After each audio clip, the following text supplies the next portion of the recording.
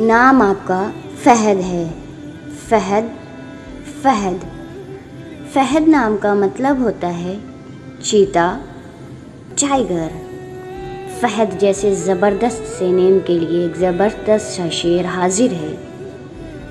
मोहब्बत करने वालों में मिलेंगे सारे मुखलिस ही। मोहब्बत करने वालों में मिलेंगे सारे मुखलिस ही। फ़हद ने अपनी बातों से हर एक के दिल को जीता है। फ़हद ने अपनी बातों से हर एक के दिल को जीता है।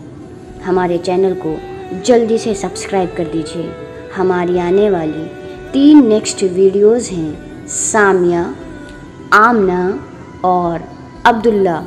अगर आपको अब ऐसी ही वीडियोस चाहिए अपने नेम की, अपने फैमिली मेम्बर्स के नेम की, अपने दोस्तों के नेम की, तो ऐसे नेम्स कमेंट सेक्शन में ज़रूर मेंशन कीजिए।